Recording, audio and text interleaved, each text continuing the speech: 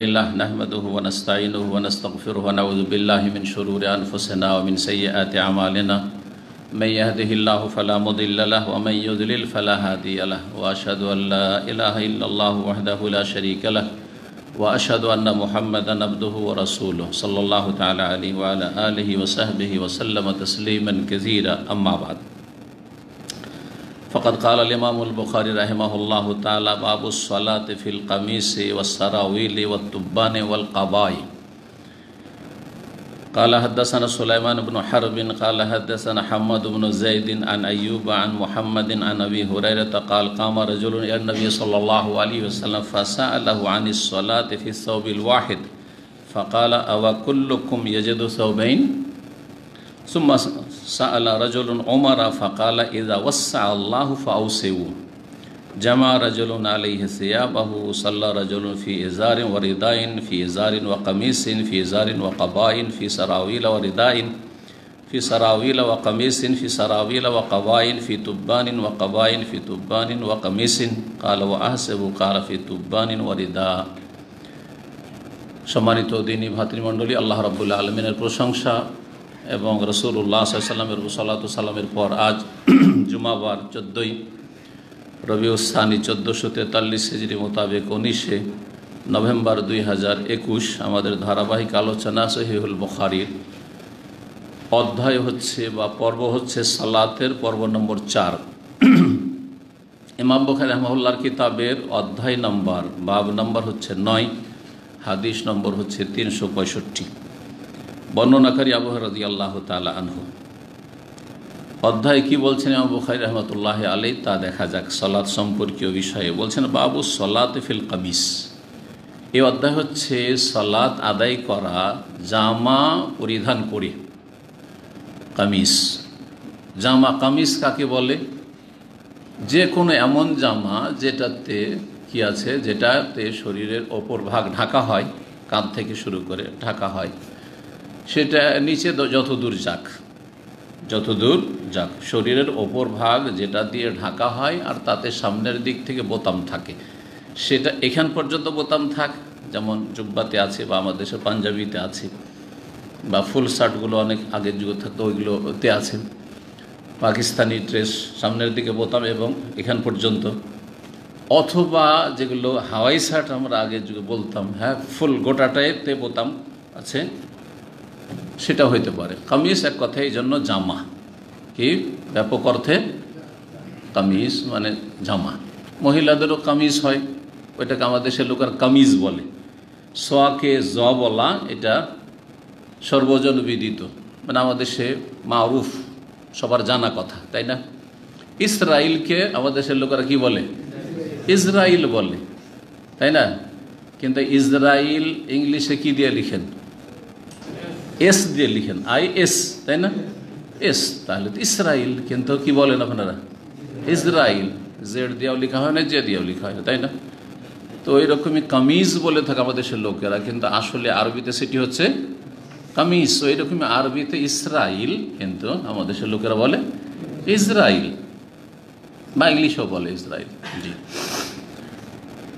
তো কামিজ বুঝে নিলাম। তাহলে জামা পরে, জুব্বাও জামা, কারণ ওপর থেকে ঢাকা আছে, নিচে যতদূর যাক বলেছি। জি, সুতরাং জুব্বাও জামা, এই অর্থে এটাও কামিজ। সারাউইল, সিরওয়ালের বহু বচন। জি, সিরওয়ালের বহু বচন। বহু বচনটা বেশি ব্যবহৃত। কিছু কিছু শব্দ আছে এক বচন ব্যবহারই হয় না, বা অল্প ব্যবহার হয়, কিন্তু বহু বচনটা ব্যাপক হারে ব্যবহার হয়। তো সারাউইল এটা বেশি ব্যবহার হয়, কিন্তু আজকাল সিরওয়াল কিন্তু বুঝছেন আপনারা, যদি দোকানপাটে কিনতে যান পায়জামাতে কি বলেন? সিরওয়াল বলে থাকে। এটাকে আরবিতে ওয়াইয়ের জায়গায় সিরবালও বলা হয়। যেমন হাদিসে এসছে কিছু পাপের শাস্তির ক্ষেত্রে, যেমন মৃত ব্যক্তির রোদন করা, হ্যাঁ সিরবালুন মিন কাতিরান, হ্যাঁ, বা সিরবাল। জি, সিরওয়ালের জায়গায় সিরবাল, বা দিয়ে কাছাকাছি শব্দ, সেই জন্য একই অর্থ। পায়জামা, তো সিরওয়াল কাকে বলা হয়? শরীরের নিচের দিক যা দিয়ে ঢাকা হয় আর সেটাতে সেলাই থাকে, সেটা পায়জামার আকারে হোক। এই জন্য সিরওয়ালের প্রসিদ্ধ অর্থ, কারণ আগের যুগে মানুষ প্যান্ট পরতো না, পায়জামাই পরতো, সেজন্য পায়জামা বলেই তর্জমা করে থাকে আলেম ওলামারা বা মাদ্রাসায়। কিন্তু ফুল প্যান্ট সেটাও সিরওয়াল, সেটাও সিরওয়াল। এই যে হাঁটার খেলার ড্রেস যেগুলো আছে এগুলো সিরওয়াল, আসলে সিরওয়াল। জি। তো কেউ যদি সালাত আদায় করে পায়জামা বা প্যান্ট পরে, ফুল প্যান্ট পরে। তুব্বান, এই তুব্বান মানে কি? তুব্বানের ব্যাখ্যা যেটা বিশুদ্ধ, যেটা বিশেষজ্ঞরা করেছেন, যে আরবরা যে অর্থে ব্যবহার করেছে, ফাথুল বারি ইমাম হাফেজ বিন হাজার রহমতুল্লাহ আলাইহির যে প্রসিদ্ধ কিতাব 12 খণ্ডে রয়েছে, এবং সহিহ বুখারীর যতগুলি ভাষ্য রয়েছে, সবচেয়ে প্রসিদ্ধ এবং সবচেয়ে ভালো ব্যাখ্যা বা ভাষ্য বলা যেতে পারে সারহা। ফথুল বারিতে বলেছেন যে হুয়া সিরওয়ালুন সগীর, তুব্বান হচ্ছে সিরওয়ালুন সগীর, ছোট পায়জামা। তো ছোট পায়জামা মানে কি? Half pant. আগে যখন আমরা বলতাম আন্ডার প্যান্ট, এখন তো টাইটগুলো ব্যবহার করা শুরু হয়েছে, কারো রেডিমেড নিচ্ছেন, কিন্তু আগের যুগে সাদা কাপড় দিয়ে তৈরি করতো ভদ্র মানুষরা, পায়জামার নিচে পরতো। সেটা এই যে আরবরা যেমন পরে না, জুব্বার নিচে অনেকে হাঁটুর ওপর থেকে কিছু, এটা হচ্ছে কি, এটার নাম তুব্বান, মানে হাফ প্যান্ট, ফুল প্যান্ট নয়, কি হাফ প্যান্ট। সেটা আন্ডারওয়্যার একেবারে জাঙ্গিয়া টাইট করে পরেন। আর সেটা জাঙ্গিয়াও 2 রকম আছে, হাফ জাঙ্গিয়া আছে, আবার ফুল জাঙ্গিয়া একটু আছে, একটু লম্বা, অথবা আর একটু ঢিলা লম্বা হোক। এক কথায় সিরওয়ালুন সাগির, ছোট ধরনের পায়জামা। জি। পাজামা কেন বলে? পা মানে পা, আর জামা মানে জামা, যা দিয়ে শরীর ঢাকা হয়। তো যা দিয়ে পা ঢাকা হয়, যা দিয়ে পা যুক্ত জামা, পায়জামা। জি। সন্ধি বিচ্ছেদ। তুব্বানের তাফসীর এইরকম রয়েছে ইমাম হাফিজ হাজারের কাছে। তারপরে হাদিসের ডিকশনারি, কোনদিন শুনেছেন যে হাদিসেরও ডিকশনারি আছে? হাদিসের কিতাবে যে মুশকিল শব্দগুলি এসেছে তারও কি আছে, অভিধান বা ডিকশনারি আছে।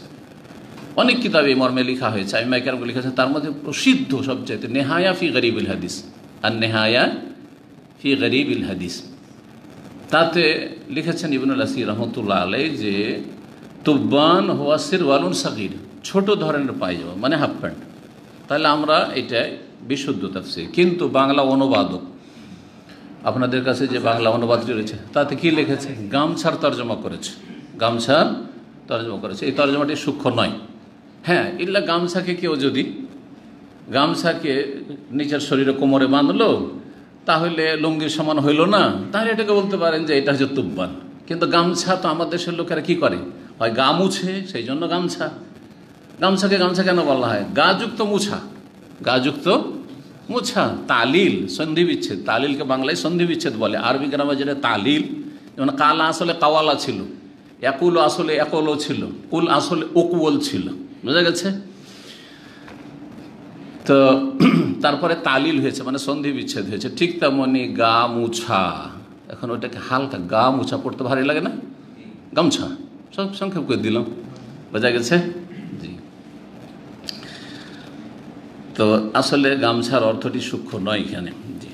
অনেক অনুবাদক এইভাবে বিভিন্ন জায়গায় ভুলগুলি করে থাকেন। আমরা যথাসাধ্য চেষ্টা করবো সেগুলি সংশোধন করে দেওয়ার। আমাদের যতটা এলেম আছে বা যতটা আমাদের এলেম পৌঁছিবে সহি শুদ্ধ পর্যন্ত। জি। ওয়াল কাবা, কাবা, কাবা কোন জামা? কাবাকে উর্দু ভাষীরা চোগা বলে, কাবা। তাহলে কাবা কি জিনিস? কাবার সংজ্ঞাতে যেটা লিখেছেন ভাষ্যকারগণ, সেটা হচ্ছে যে এমন জামা, সেটাও জামা, শরীরের ওপর ভাগ থেকে পরা হয়, কিন্তু যার পিছন দিকে ফাটল রয়েছে, সামনের দিকে আমার জুব্বা বা আপনাদের জুব্বা যতগুলি আছে সেগুলোতে কি আছে? সামনের দিক থেকে ফাটল আছে, তাই না? সে বোতাম লাগা থাক, অথবা অনেকগুলো তো আছে একটু ফাটল থাকে কিন্তু বোতাম লাগা থাকে না, আছে না এরকম? সামনের দিকে ওটা কামিজ, কিন্তু পেছন দিকে যদি থাকে তাহলে ওটার নাম হচ্ছে কাবা। যেমন আমাদের সে মেয়েদের যে জামাগুলি, ফ্রকগুলি ব্যবহার হয়, সেটা পেছন দিকে ফাটল থাকে, থাকে না? থাকে না?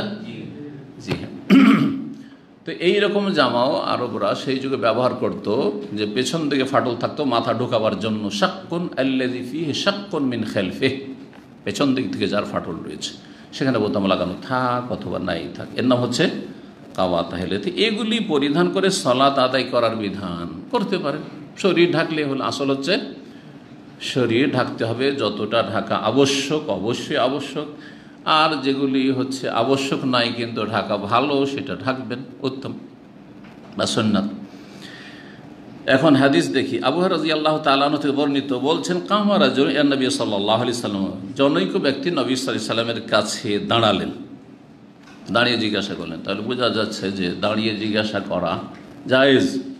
দাঁড়িয়ে জিজ্ঞাসা করা বিভিন্ন অনুষ্ঠানে আমাদের কি করে, দাঁড়িয়ে জিজ্ঞাসা করে। ছোটোখাটো অনুষ্ঠান আছে, অথবা ওখানে আপনার বসে জিজ্ঞাসা করলেও দেখতে পাচ্ছে, জিজ্ঞাসা যে করছে সেও দেখতে পাচ্ছে জিজ্ঞাসিত ব্যক্তিকে, এবং জিজ্ঞাসিত ব্যক্তি আমিও দেখতে পাচ্ছি, তাহলে বসে বসে জিজ্ঞাসা করেন, অসুবিধা নেই, বসে জিজ্ঞাসা করেন।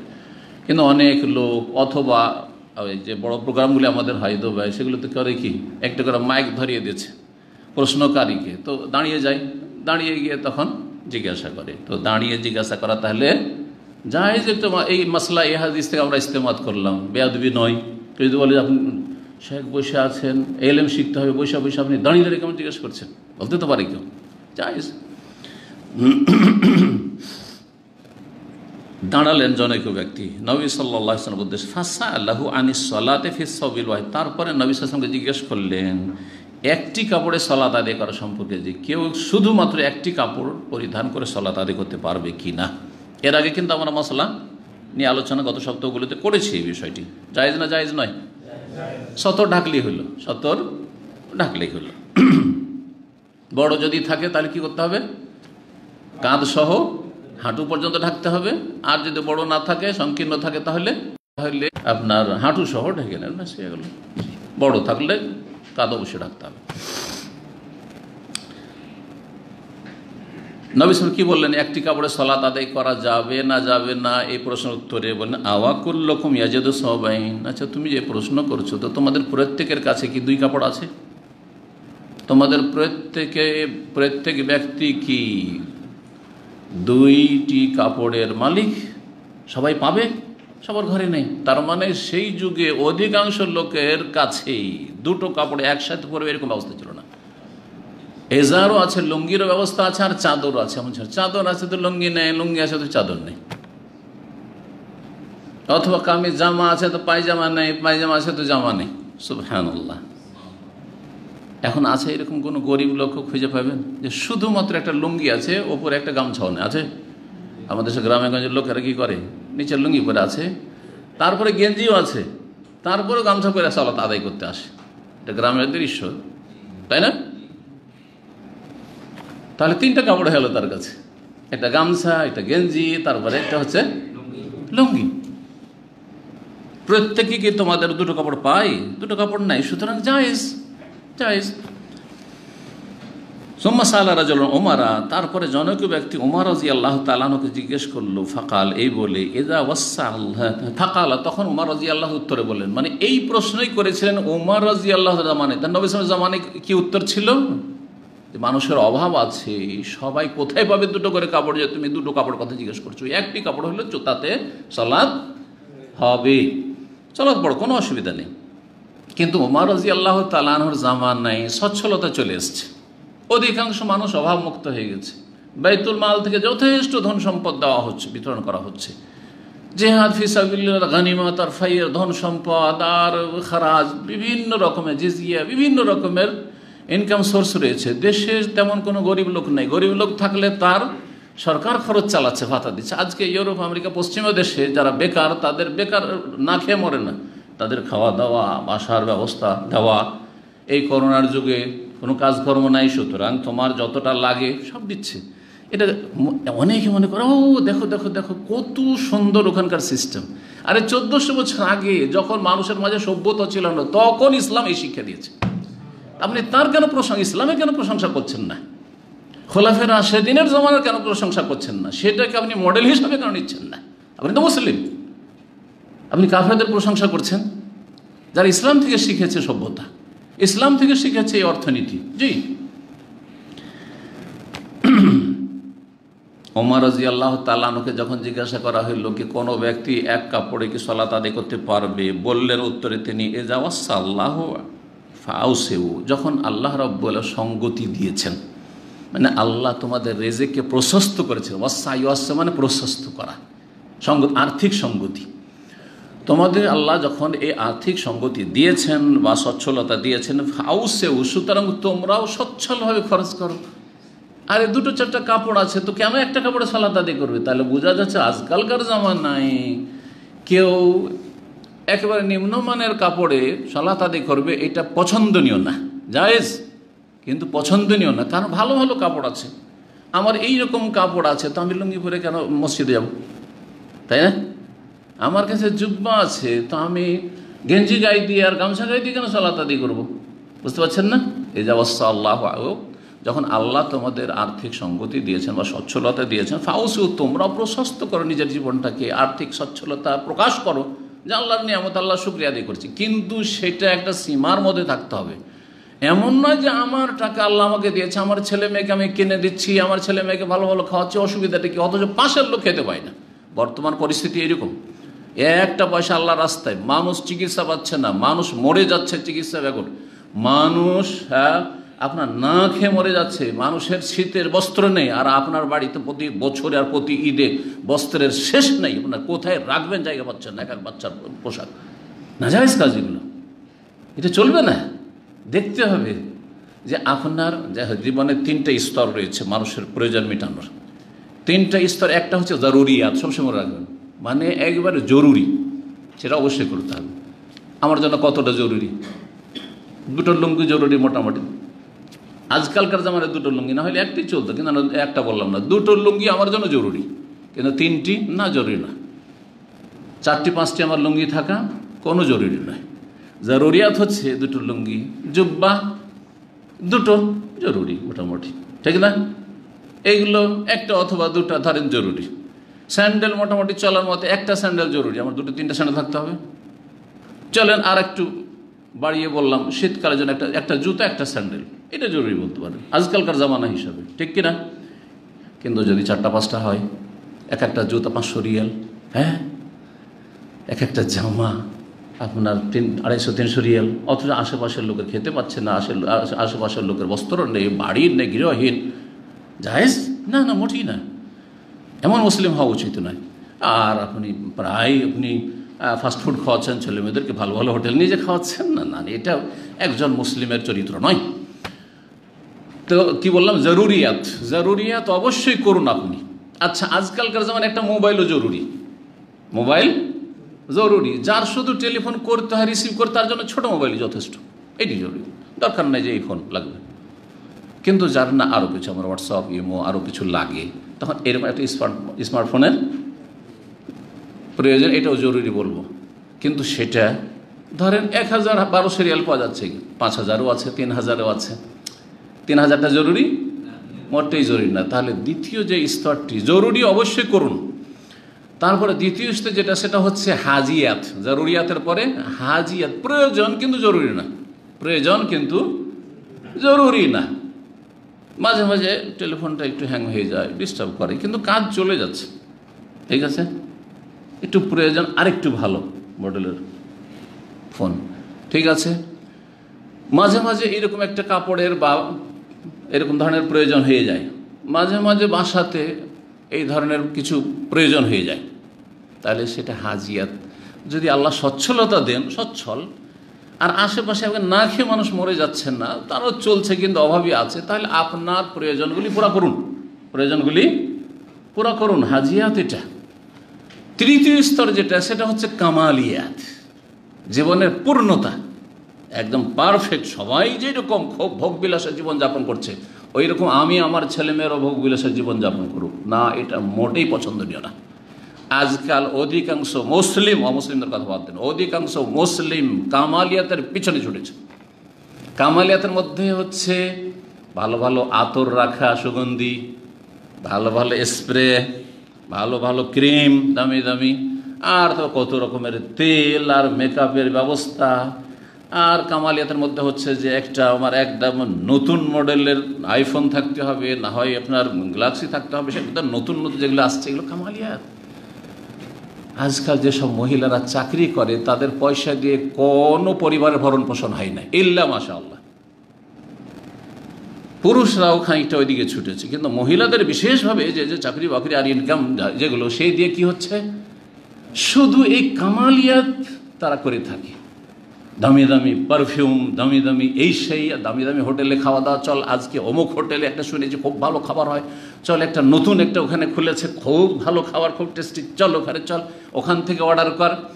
আরে এখান থেকে খোবারে হাঙ্গার স্টেশনে যারা কাজ করে, হ্যাঙ্গার নাই 30 টাকা, কথা বোঝা গেছে।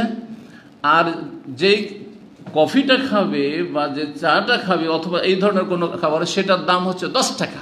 ওয়াল্লাহ শুনেছি, 10 টাকার জিনিস 30 টাকা প্লাস দিয়ে 40 টাকা খায়। আল্লাহ হারাম এগুলো। এই জন্য আল্লাহ নিয়ামত দেননি, এই জন্য আল্লাহ নিয়ামত দেননি। আস্তাগফিরুল্লাহ ওয়া আতুবু ইলাইহি। কখনো না। আপনাকে আল্লাহ দিয়েছেন, আপনি পাশে দেখেন, আশেপাশে কত লোক অসহায় রয়েছে, কত লোকের এখানে কাজ নেই, কত লোক একামা বানাইতে পারে না, কত লোক এখান থেকে টিকিট নেই, যেতে পারছে না, কত লোক কত অভাবে আছে, সেগুলো না করে আপনি এখানে ফুটানি মারাচ্ছেন। আউযুবিল্লাহি মিনাশ শাইতানির রাজিম। আল্লাহ যেন হেফাজত করেন। তাহলে 3টা স্তর বুঝতে পেরেছেন। জরুরি কাজগুলি অবশ্যই করুন। হাজিয়াত প্রয়োজন আছে, আল্লাহ দিয়েছে যথেষ্ট, আলহামদুলিল্লাহ ইনকাম আছে, আর আমি দান সাদকাও করছি, ওটাও ঠিক রেখেছি, ব্যালেন্স ঠিক রেখেছি, আর কিছু প্রয়োজনও পুরা করছি, একটু করেন, অসুবিধা নেই। মাঝে মধ্যে করেন, অসুবিধা নেই। জানেন, যারা ফ্যামিলি নিয়ে থাকেন তারা সমুদ্র বিচে যান না? এক লোকের সেই জামানায় বেতন আমার বেতনের চাইতে দ্বিগুণের বেশি। সেও একজন মৌলভী সাহেব, পাকিস্তানের। সে আমাকে টেলিফোন করেছে, 2004-05 ঘটনা। বলছে যে শেখ, পরিচিত মানুষ, ভালো একটা চাকরি করে, বলছে শেখ কিছু টাকা ধার দিতে পারবেন? কিন্তু তার সম্পর্কে আগে আমি অলরেডি শুনে নিয়েছি আমার উর্দুভাষী ভাইদের কাছে, যে ওকে কখনো ধার দিবেন না। ও যদি একবার ধার পেয়ে যায়, মৌলভী সাহেব ঠিক, কিন্তু ও আপনাকে যে পরেশান করে ছাড়বে, আপনি ভদ্র মানুষ, কখনো দেবেন না, না চাইলে দেবেন না। এত বদ চরিত্র। বলছে 500 টাকা দিয়ে আমি পরীক্ষা করেছি, একজন নিউ মুসলিম আমাকে বলেছিল। তা আগে থেকে আমি সতর্ক সাবধান ছিল, অলরেডি আমার কাছে নলেজ ছিল। আমি বললাম জাযাকাল্লাহ খায়ের। যখন চাইলো আমাকে, তো আমি বললাম যে আপনার বেতন আমার ডবল, আর আমার দেখেন বাচ্চা, তখন প্রায় আমার 9টা ছিল না, কিন্তু 7টা বা 6টা তো ছিলই, 5টা-6টা ছিল মোট কথা, মনে নেই ঠিক। তো আমার এত বড় সংসার, তো আপনাকে কি করে আমি ধার দিতে পারি? অথচ আমি ইচ্ছা করলে আলহামদুলিল্লাহ আমি এমনভাবে জীবনযাপন করি, যে কোনো সময় 500 টাকা আমি ধার দিতে পারবো, কিন্তু জানি যে একে দিলে আর ফিরে আসবে না, মুশকিল আছে। তা আমি বললাম কী করে দিতে পারি বলেন দেখি। তো পরে ওর খবর নিলাম যে এই লোক এত টাকা বেতন পেয়ে, এত টাকা বেতন পায়, ধরেন 3.5 থেকে 4,000 যদি বেতন পায়, চিন্তা কম নাকি, এতটা রিয়াল। তো সে যদি ধার চায়, কেন ধার চায়? তো অন্য যারা আরও মানে তার সাথে সম্পর্ক রাখে, জিজ্ঞেস করলাম ব্যাপারটা কি। বলছে যে ও যখন কর্নিশে যায় ফ্যামিলি নিয়ে, তখন গেল সুপার মার্কেটে, সেখান থেকে পানি কিনবে, তারপরে ওই আপনার প্রত্যেকের জন্য একটা করে 7 আপ বা ওই ধরনের, এই যে বড় বোতল না, যে ফ্যামিলির জন্য একটা বড় বোতল কিনে নিলি 7 আপের, না এইরকম না, প্রত্যেকের জন্য পেপসি 7 আপ আলাদা আলাদা, ওই যে আপনার কি এইগুলো বলে স্টিলের না কিসের, অ্যালুমিনিয়ামের, সেইগুলো।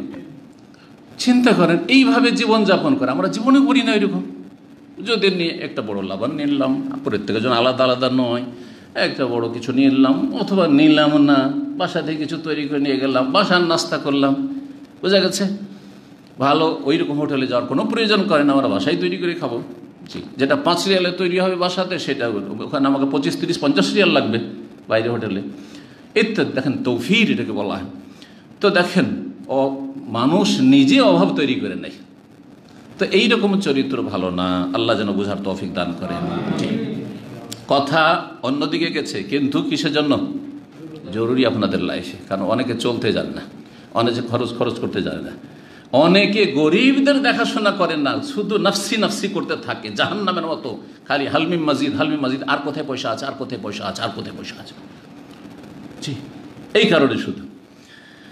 তো ওমর রাদিয়াল্লাহু তাআলা জামানায় যখন আল্লাহ রাব্বুল আলামিন নিয়ামতের দ্বারকে প্রশস্ত করলেন, তখন তিনি বললেন যে আল্লাহ দিয়েছেন, সুতরাং এক কাপড়ে না, 2 কাপড়ে পরো, কেন এক কাপড়ে তোমার সালাত আদায় করবে?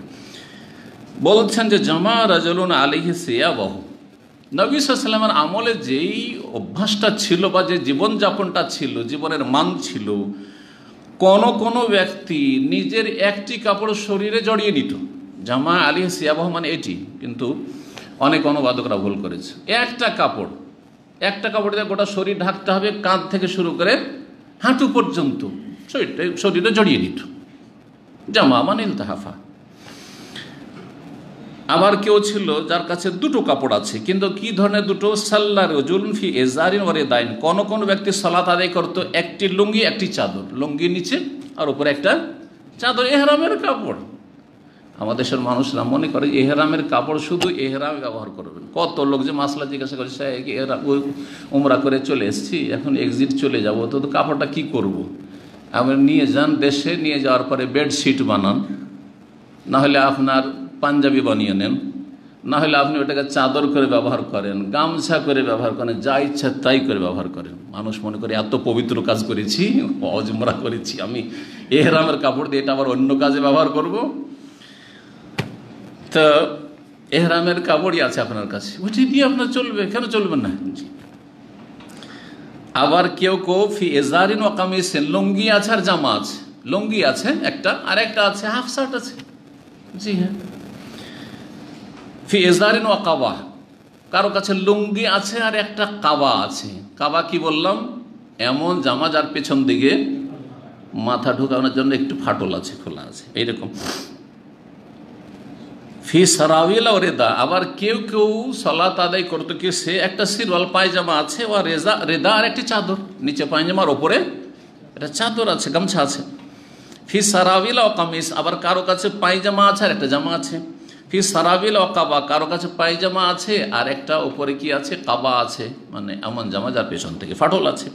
ফি তুব্বানিন ও কাবা, আবার কারো কাছে একটা হাফ প্যান্ট আছে, ওয়াকাবাইন আর একটি জামা আছে যেটা পেছন দিক থেকে ফাটল। হাফ প্যান্ট যদি এতটা থাকে যেটাতে টাকনা বারবার আসছে, হাঁটু পর্যন্ত ঢেকে যাচ্ছে, তাহলে যথেষ্ট। আর না হলে সেই কাবাটায় ধরেন জুব্বার মতো আছে, একটা হাফ প্যান্ট নিচে আছে, আর সেই যে কাবা বা জুব্বা সাইজের পেছন দিক থেকে ফাটল, সেটা লম্বা এমন আছে, যেমন আমাদের দেশের পাঞ্জাবি, কোনো বাংলাদেশি পাঞ্জাবি কিন্তু খুব লম্বা লম্বা, ও জুব্বার কাছাকাছি। হ্যাঁ, জুব্বার কাছাকাছি। জি হ্যাঁ, কোনো অসুবিধা নেই, বাস সাইড থেকে ফাটল, এটা সমস্যা। আবার কারণ এদিক থেকে খুলে যাবে তো, যদি নিচে কিছু না থাকে তো। এই জন্য আবার বাংলাদেশে ওই আপনার একটু উঁচা করে যে জুব্বা সাইজের, এখানকার জুব্বা হচ্ছে টাকনার কাছাকাছি পর্যন্ত, কিন্তু দেশে কিছু কিছু এলাকায় আছে যেগুলো কি পড়ে পাঞ্জাবের মতো দুই সাইডে ফাটল থাকে না। আবার একটা রহস্য বাংলাদেশের ট্রেডিশনে শুনেছি যে আলিয়া মাদ্রাসার লোকেরা পাঞ্জাবি পরে, শুনেছেন না শোনেন নাই? আর কওমি মাদ্রাসার লোকেরা পাঞ্জাবিকে ঘৃণা করে, মানে দুই সাইডে ফাটলওয়ালা জামাকে, পাঞ্জাবিগুলোকে ঘৃণা করে, বোঝায় এগুলো চলবে না, তো কি করতে হবে? ঘেরা থাকতে হবে ওই জুব্বার মতো করে। জি হ্যাঁ, এগুলো ওদের চিন্তাধারা, শুধু এগুলোর শরীয়তে কোনো স্থান নেই। তবে হ্যাঁ, পায়জামা যদি না থাকে, জুব্বা যদি এই ফাটলটা না থাকে, তাহলে অতি কিন্তু সালাত পড়া যেত। কিন্তু ধরেন আপনার ফাটল থাকলে লজ্জাস্থান খোলার ভয় আছে, যদি নিচে কিছু না থাকে, সুতরাং তখন পায়জামা জরুরি অথবা লুঙ্গি জরুরি হয়ে যাবে, এই পার্থক্য আছে।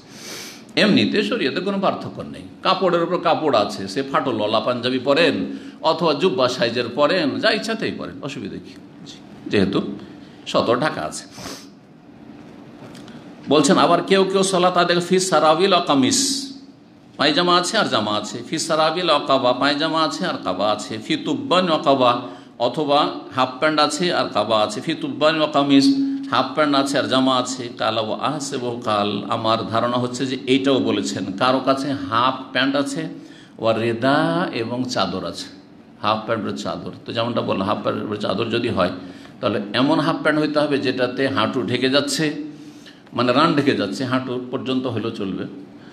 আর না হইলে বড় চাদর আছে, যে চাদরটাতে দিয়ে জড়িয়ে নিলে কি হবে?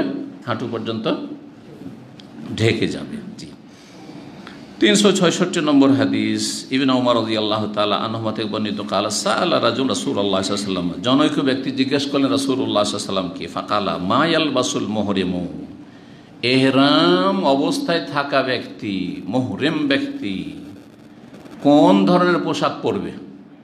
মুহরিম, কিন্তু এর নাম কি? মুহরিম। মুহরিম কাকে বলে? যে এহরামকারী, মানে এহরামের নিয়তে বা হজ উমরার নিয়তে, হজ অথবা উমরার নিয়তে এবাদতে প্রবেশ করে গেছে, মুহরিম এই অবস্থায় কি পোশাক পরবে? পুরুষ ব্যক্তি, মহিলাদের জন্য যে কোনো পোশাক জায়েজ, যে কোনো পোশাক জায়েজ, শুধু হাত মোজা পরবে না, হাদিস আছে ওয়ালা তালবাসুল কুফাজাইন।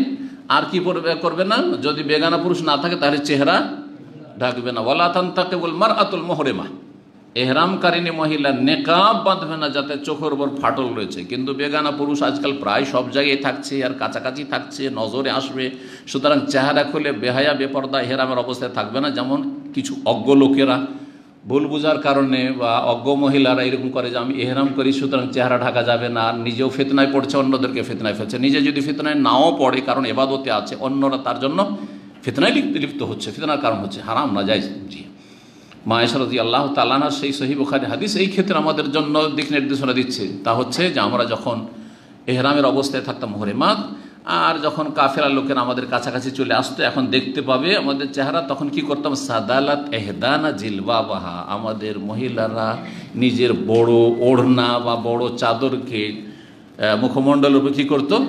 ঝুলিয়ে নিত, লটকিয়ে নিত। তাহলে মুখমণ্ডল ঢাকতে হবে, তবে বেঁধে রাখবেন না, আর ওই ফাটলওয়ালা রাখবেন না, ঝুলিয়েলেন কোনো একটা পাতলা কাপড় দিয়ে বা ওড়না দিয়ে। জি, চেহারা ছুঁয়ে গেলে কোনো অসুবিধা নেই, কারণ অনেক ওনার চেহারা ছুঁইতে হবে না। সুতরাং দেখেছেন হজের মৌসুমে যারা গিয়েছেন দেখেছেন কিছু কিছু দেশের মহিলারা আসে, মাথায় একটা টুপি পরে আসে, এইভাবে টুপিটা থাকে, যাতে করে টুপির ওপর দিয়ে যখন এইটা থাকবে চোখের উপরে, মানে ওই পাতলা কাপড়টা থাকবে, তখন যাতে চেহারা স্পর্শ না করে ওই কাপড়টা। এটাও তাদের ভুল বোঝা, না, এটা উদ্দেশ্য নেই, এটা উদ্দেশ্য নেই। মহিলাদের আসল এহরাম চেহারাতে, সুতরাং চেহারার ওপর এমন ছোট কাপড় বেঁধে রাখবে না যেটাতে নেকাব, নাকব মানে ছিদ্র, নাকবুন মানে হচ্ছে ছিদ্র, তো চোখের উপরে ছিদ্র, এখানে একটা ফাটল, এখানে একটা ফাটল, অথবা ফাটল আছে, এইরকম কাপড় পরবে না। কিন্তু সামনে পাতলা কাপড় যাতে ঝুলিয়ে নেবে, যাতে রাস্তাও দেখতে পায়, আর বেহায়া বেপর্দা না হয়, আর কেউ ফিতনায় না পড়ে, এবং শরীয়তের বিধান মেনে চলতে পারে এই অবস্থাতে। পুরুষদের ক্ষেত্রে সেলাইকৃত কাপড় পরা যাবে না, সেলাইকৃত কাপড় পরা যাবে না। সেলাইকৃত বলতে উদ্দেশ্য হচ্ছে এমন কাপড় যেটা শরীরের গঠনে তৈরি করা হয়েছে। ভালো করে শুনেন, কারণ অনেকে বুঝে না। সুতরাং বেল্টের সেলাই আছে, মাসলা জিজ্ঞাসা করে যে বেল্টে সেলাই আছে, এটা পকেট সেলাই করা আছে, তাই না? সুতা আছে, না না না, এরকম না। অথবা আপনার একটা এহরামের কাপড়, আর এহরামের কাপড় একটু ছিঁড়ে গেছিল, সে যেটা রিফু করেছে, বলছে এটা তো সেলাই করা আছে। এটা উদ্দেশ্য কি? এটা উদ্দেশ্য নয়, কিন্তু উদ্দেশ্য হচ্ছে শরীরের গঠনে যা তৈরি করা হয়েছে। সুতরাং এমন কাপড় যদি হয় যেটাতে একটা কোনো সেলাই দেখতে পাচ্ছেন না, আর মেশিনের মাধ্যমে তৈরি করেছে শরীরের গঠনে, ধর গেঞ্জি, গেঞ্জিতে কোনো জায়গায় সেলাই নাই, একবার গোটাটা এভাবে তৈরি করেছে, হইতে পারে এরকম কিছু কাপড় আছে, সেটাও চলবে না। তো উদ্দেশ্য হচ্ছে শরীরের গঠনে যেসব পোশাক তৈরি করা হয়ে থাকে, গেঞ্জি হোক, আর ফুল প্যান্ট হোক, হাফ প্যান্ট হোক, বা পাঞ্জাবি হোক, আর জুব্বা হোক, সেলাই করা কাপড় শরীরে পরা যাবে না। তো ওই কথাটি এখানে বলছেন, যে কথাটি বলছিলাম যে এই মুহরিম আর মাহরাম, মুহরিম আর মাহরাম এই দুটো শব্দে অনেকে পার্থক্য করেন না, অনেক লেখক পার্থক্য করেন না। আমি একজন জেনারেল লাইনে শিক্ষিত, আমাদের দেশে কিছু লেখক আছে যারা আবেগী লেখক, মানে কোনো আলেম না, কিন্তু ইসলাম সম্পর্কে সে বড় রাইটার হতে চায়, লেখক হতে চায়। এইরকম লোকেরা অনেকেই কিন্তু হজের ওপর বই লিখেছে, উমরার বই লিখেছে। আর বিভিন্ন বাংলা বই আমার চোখের সামনে যখন এসেছে আমি দেখেছি, তো ওতে লিখছে যে এই আপনার মাহরাম আর মুহরিম। তো মাহরাম মানে কি এখন আপনাদের জিজ্ঞেস করি, তারপরে আমি নিজে ব্যাখ্যা করব। এমন পুরুষ ব্যক্তি যার সাথে স্থায়ীভাবে কোনো মহিলার বিবাহ হারাম বা নিষিদ্ধ, সেই ব্যক্তি মাহরাম, অথবা স্বামী। একজন মহিলার জন্য তার স্বামী মাহরাম, আর না হলে তার এমন ঘনিষ্ঠ আত্মীয় যার সাথে তার চিরকাল বিয়ে হারাম, বাপ, ছেলে, আপন ভাই, বৈমাতৃ ভাই, বৈপিত্র ভাই, দুধ ভাই, হ্যাঁ, আপন চাচা, শুধু চাচা বললে হবে না, আপন মামা ইত্যাদি, এইভাবে যেগুলো আছে এগুলো মাহরাম। কিন্তু দুলাভাই মাহরাম, বিয়ে করা তো হারাম। দুলাভাইকে বিয়ে করা যাবে? কে বললো যাবে? আপনার স্ত্রী বেঁচে আছে, বিয়ে করেন তো দেখি, জায়েজ? ওয়ান তাজমাউ বাইনাল উখতাইন, আল্লাহ কোরআন স্পষ্ট বলেছে দুই বোনকে একসাথে একত্রিত করা হারাম, আল্লাহ বলছেন। আর বলছে যাবে স্ত্রী মারা গেলে অথবা তালাক দিলে, স্ত্রী মারা গেলে এই মাসলাও শুনে রাখেন, স্ত্রী মারা গেলেও বিয়ে করতে পারবেন, আর স্ত্রীকে তালাক দেওয়ার পরে আপনার শালিকাও রাজি আর শালিকার অভিভাবকও রাজি, চলো চলো আমার ওই মেয়েটা ভালো ছিল না, তালাক নিয়ে এনেছে, কিন্তু আমি জামাই ভালো, আমি এই জামাইকে ছাড়বো না। ধরেন আপনার শ্বশুর অভিভাবক, সেও স্বেচ্ছায় বিয়ে দিচ্ছে, আর এক মেয়ে দিচ্ছে, বিয়ে করা যায় কিনা? তালাক স্ত্রীকে দিয়ে ইদ্যত পার হইতে হবে কিন্তু, কারণ ইদ্যতের অবস্থায় আপনার স্ত্রী আপনার বান্ধনে আছে। ইদ্যত পার করার পরে আপনার স্ত্রীর বোনকে বিয়ে করতে পারবেন, মরে যাওয়ার পরে আপনি আপনার শালিকাকে বিয়ে করতে পারবেন। তাহলে এই জন্যই দুলাভাই মাহরাম নয়, কারণ অস্থায়ী হারাম, অস্থায়ী হারাম। এমনকি যে কোনো বিবাহিতা মহিলাই তো আমাদের জন্য হারাম, কিন্তু অস্থায়ী হারাম, বোঝা গেছে না? এমনকি অমুসলিমদের স্ত্রী যদি বিবাহিতা হয়, কিতাবিয়া ইহুদি খ্রিস্টানদের মেয়ে বিয়ে করা জায়েজ আছে, যদিও অনুত্তম,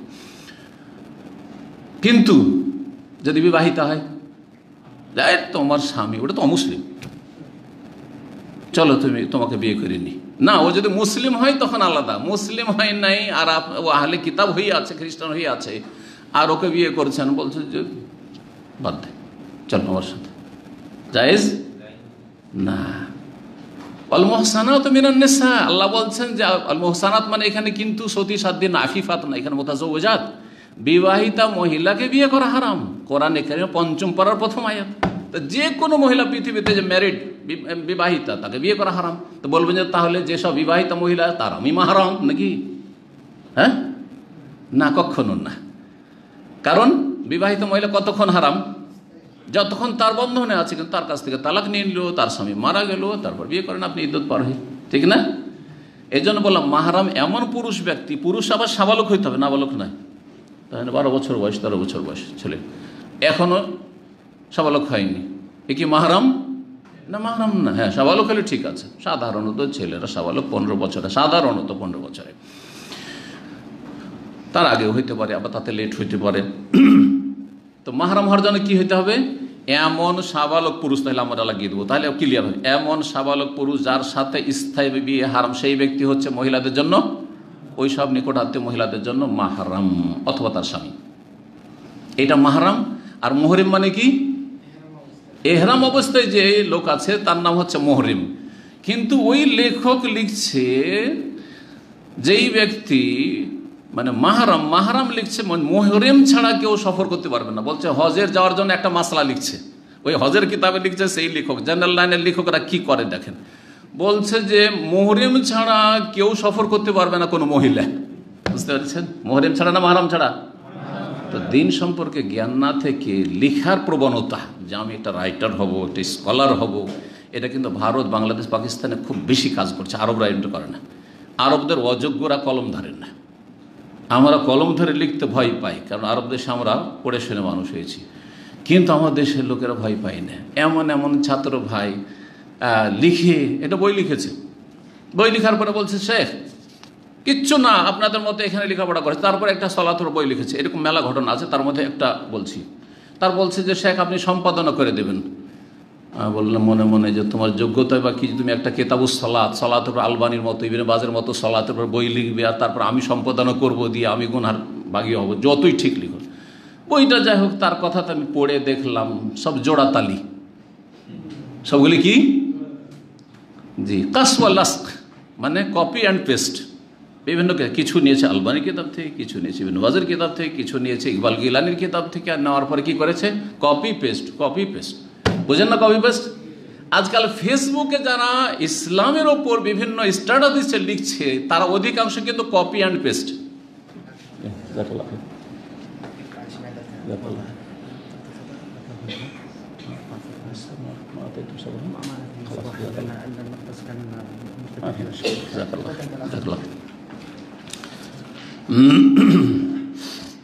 কি বলছিলাম? আলোচনা শেষে একটি বিষয় আছে, মনে করিয়ে দেবেন যে উনি কি বলেছেন, নাহলে আমি বলে যাব, আর এখন বলবো না। তো যাই হোক, কি বলছিলাম বিষয়টি? এইরকম বই লিখবেন না, থাকবে, এইরকম বই লিখবেন না। আপনার এলমি যোগ্যতা নেই, আর বই লিখলে কি করবেন? ওই মুহরিমকে মাহরাম, মাহরামকে মুহরিম বানিয়ে দিবেন। কথা বলছেন?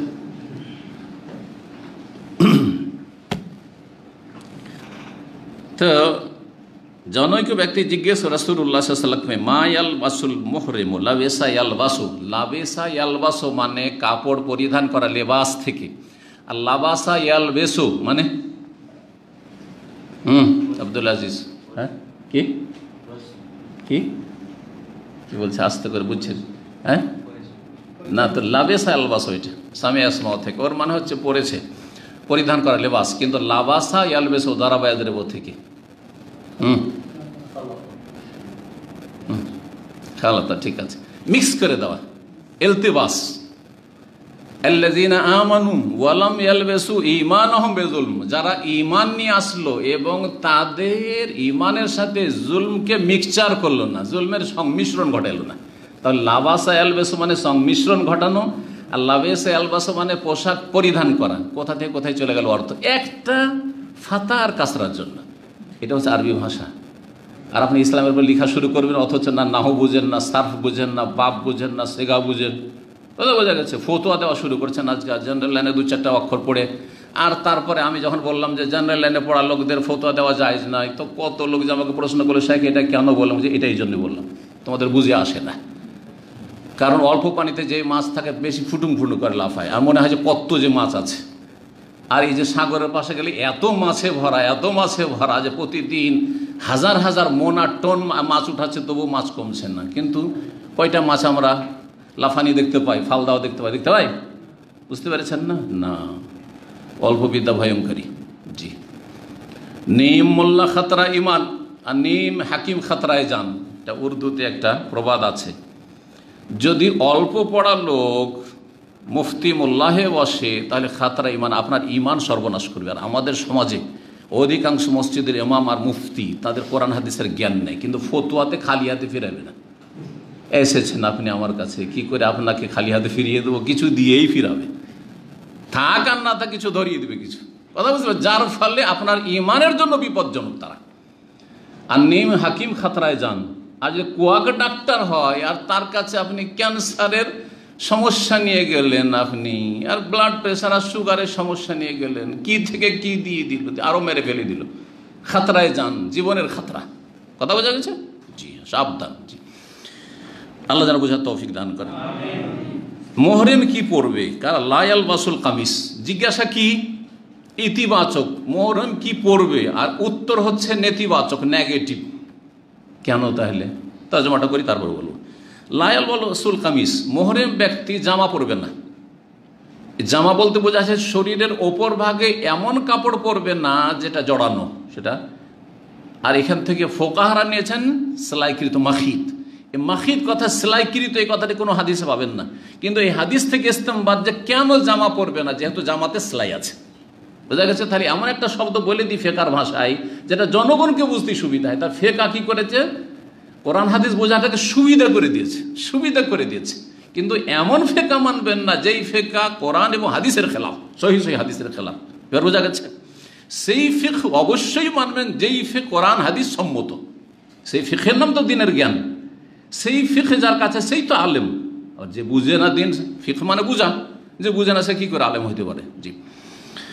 তো জামা পরবেন না। আর কি পরবেন না? ওয়ালা সারাবিল, সিরওয়াল, পায়জামা পরবেন না। পায়জামা বলে বোঝাতে হচ্ছে নিচের শরীরে যে কোনো এমন পোশাক যেটা সেলাই করা আছে, মানে যেটা জড়ানো, সেটা পায়জামার আকারে হোক, সেটা ফুল প্যান্টের আকারে হোক, সেটা হাফ প্যান্টের আকারে হোক, আর সেটা লুঙ্গির আকারে হোক। সেই লুঙ্গি যদি বাঙালি লুঙ্গি হয়, কেরালা লুঙ্গি নয়, তাহলে জায়েজ নয়। কেন? বুঝেন বাঙালি আর কেরালা লুঙ্গিতে পার্থক্য? বাঙালি লুঙ্গি মানে সেলাই করা আছে, মানে জড়ানো আছে, জড়ানো আছে, সুতরাং এটা জায়েজ নয়। এহরাম অবস্থায় কেউ বাঙালি লুঙ্গি পরবে, সেটা জায়েজ নয়। কিন্তু বাঙালি লুঙ্গিকে ছিঁড়ে আপনি দুটুকরো করে দেন, দিলেন একবারে ছিঁড়ে, আর কেরালা লুঙ্গি বানিয়ে আপনি চাদরের মতো, এরকম তো জায়েজ কি না? ধরেন এমন পরিস্থিতি আপনার কাছে এহরামের কাপড় নেই, আরে তো টাকাও নেই যে আমি নতুন কাপড় কিনতে যাবো, অথবা আমি গরিব মানুষ, কেন বা কিনতে যাবো? অসুবিধা নেই, লুঙ্গিটাকে ধরলেন আর ছিঁড়ে সেলাই করার লুঙ্গি, বাঙালিকে তোকে কেরালা বানিয়ে দেবো এক্ষুনি, দিলেন কেরালা লুঙ্গি বাগিয়ে, অসুবিধা নেই, জায়েজ। তাহলে একটা প্রশ্ন আরও থেকে যায় যে লুঙ্গি তো আর সাদা হয় না, শেখ আপনি বলছেন লুঙ্গি দিয়ে এহরাম বাঁধতে, হ্যাঁ, তো এর উত্তর কি হবে? সাদা কাপড়ে এহরাম বাঁধা ফরজ অজেব? এটা কিন্তু অনেকে বুঝে না, বরং অধিকাংশ মুসলিম বুঝে না। এহরাম মানে সাদা কাপড়, এহরাম মানে কি? না না না, এহরাম সাদা কাপড়ে বাঁধা হচ্ছে সুন্নাত মুস্তাহাব, সুন্নাত মুস্তাহাব। সুন্নত কাজ করলে ভালো, না করলে নাজায়েজ নাই। সুতরাং কেউ একবারে বিভিন্ন রঙের লুঙ্গি, চমকদার লুঙ্গি, আর সেটা সেলাই করা নয়, সেটা যদি এহরাম বাঁধা নেয়, জায়েজ কিনা? জায়েজ। কিন্তু আজকাল যেহেতু মানুষের অভাব নেই, অসুবিধা কি? 50 টাকা দিয়ে একটা এহরাম কিনতে এমন কোনো অভাবী লোক নেই, বা কারো কাছে এমনি যদি গরিবও থাকে কারো কাছে ফ্রিও পেয়ে যাচ্ছে, সেই জন্য এমন কোনো দৃশ্য দেখছেন না। কিন্তু নবী সাল্লাল্লাহু আলাইহি জামানায় অধিকাংশ মানুষ বিভিন্ন রকমের কাপড়ে, সাদা কাপড়ে নয়, বিভিন্ন রকমের কাপড়ে কি করত? এহরাম বাঁধত। জি, ভুলে গেলে হবে না। এবং একজনকে ভালোভাবে ইলম হাসিল করলে এগুলো সব মনে রাখতে হবে, এমনও পরিস্থিতি হইতে পারে কারো, জি, বা কোনো যুগে। জি,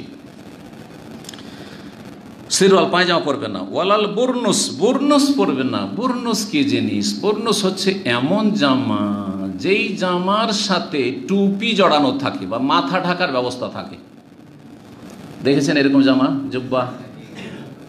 জি, মরক্কো, আলজেরিয়া, তুনেসিয়া, এইসব দেশগুলি, যে আফ্রিকার এসব দেশে একটা জামা আছে। আমাদের সাথে যেহেতু ক্লাসমেট এদেশের ছিলেন মদিনা ইউনিভার্সিটিতে অনেকেই, তো দেখেছি তারা কি পরতো, এমন ধরনের জুব্বা, যে জুব্বাগুলির এখানকার একটা টুপি ঝুলছে, কখনো মাথায় উঠিয়ে রেখে দিল, আর কখনো মাথা থেকে নামিয়ে দিল, পেছনে একটু ঝুলছে।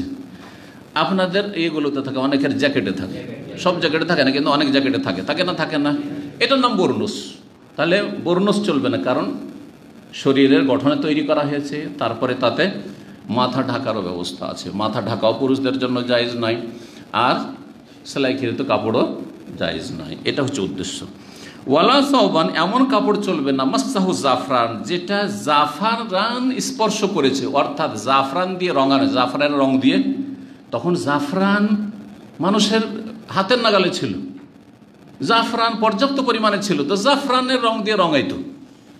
জাফরানে একটু সুগন্ধি আছে, আর ইহরামের কাপড়ে সুগন্ধি চলবে না। এখান থেকে আমরা কি জানতে পারলাম? যে ইহরামের কাপড়ে কোনো রকম সুগন্ধি, সেন্ট চলবে না। জি, ওয়ালা ওয়ার্স, এবং ওয়ার্স নামক ঘাস দিয়ে রঙা কাপড়, যেটা কেউ কেউ যেমন বাংলায় অনুবাদ করেছেন গোলাপি, গোলাপি হোক আর না হোক, ওয়ার্স কাপড় দিয়ে রঙালে ওয়ার্সের একটা ঘ্রাণ আছে, সুন্দর সুগন্ধি আছে, সেই সুগন্ধিটা থেকে যাবে। সুগন্ধিওয়ালা কাপড় দিয়ে এহরাম করা যাবে না। কিন্তু এহরাম অবস্থায় আপনি সাবান ব্যবহার করতে পারবেন। সাবানেও তো সেন্ট আছে, আজকাল প্রায় সাবানে কি আছে? সেন্ট আছে। অনেকে কিন্তু একেবারে এহরামের সময় বা যে মেনা আরেফা মুজদালিফা থাকে, সাধারণ সাবানগুলো রাখে বা সাধারণ সাবান ব্যবহার করে। একটু সাবান যদি সেন্ট থাকে বলছে না না এটা নাজায়েজ, না না এরকম নয়। এটা কেউ সেন্ট বলেন না, মানে এটাকে আতর কেউ বলেন না। আতর, সেন্ট, সুগন্ধি, এইগুলো জায়েজ নয়। বাকি সাবানে কিছু সেন্ট আছে, প্রত্যেকটার ঘ্রাণ আছে, তো এইগুলো আসলে উদ্দেশ্য করা হয় নাই। জি, ফামাল্লাম যেটা না আলাইন, আসল হচ্ছে যে স্যান্ডেলে এহরাম বাঁধতে হবে, এটি উত্তম। আর জুতাও যদি হয়, সে জুতার টাকনা যেন না ঢাকা থাকে। অনেকে মনে করে স্যান্ডেলে এহরাম বাঁধা জরুরি, না, স্যান্ডেলে এহরাম বাঁধা সুন্নাত। যেমন সাদা কাপড়ে এহরাম বাঁধা সুন্নাত, জুতাতেও এহরাম করা জায়েজ, জুতাতেও এহরাম করা জায়েজ। অনেকেই বলে, কদিন আগে একজন জিজ্ঞেস করছে, শেখ আমার স্যান্ডেল আছে কিন্তু পেছন দিক থেকে তো একটুই করা আছে, মানে ওই যে কিছু বাংলাদেশি স্যান্ডেলগুলো আছে স্যান্ডেলের মতোই, কিন্তু পেছন দিকটা ঢাকা আছে একটু, কিন্তু টাকনা খোলা আছে, তো এটাতে তো জায়েজ নয়। ও নিজেই বলছে এটাতে জায়েজ নয়। বলে কে বললো জায়েজ নয়? বলে পেছনটা নাকি খোলা থাকতে হবে। বলছে কোনো হাদিসে তো পাইনি যে পেছন ঢাকা না, পেছন খোলা থাকতে হবে। হ্যাঁ, টাকনা ঢেকে না যায়, টাকনা ঢেকে না যায়। অধিকাংশ জুতাগুলি টাকনার নিচে, দেখেন আপনাদের জুতোগুলি দেখেন, যারা জুতো পরে সব টাকনার নিচে, কিন্তু তো টাকনার নিচে যদি জুতো থাকে আর জুতো তেহরা বাঁধেন, জায়েজ। কথা বোঝা গেছে? হ্যাঁ, যদি আর্মিদের জুতা হয় বা অনেকে কাজ করে তাদের এই জুতাগুলি, সে কি বুটের মতো উঁচা একদম, হ্যাঁ, তো সেটা চলবে না। কিন্তু আপনার কাছে ওইটাই আছে।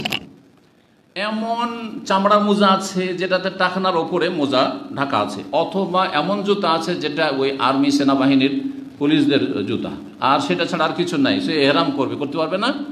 করতে পারবে। কিন্তু নবী সাল্লাল্লাহু আলাইহি ওয়াসাল্লামের প্রথম নির্দেশ ছিল এটি কিন্তু মানসুখ হয়ে গেছে।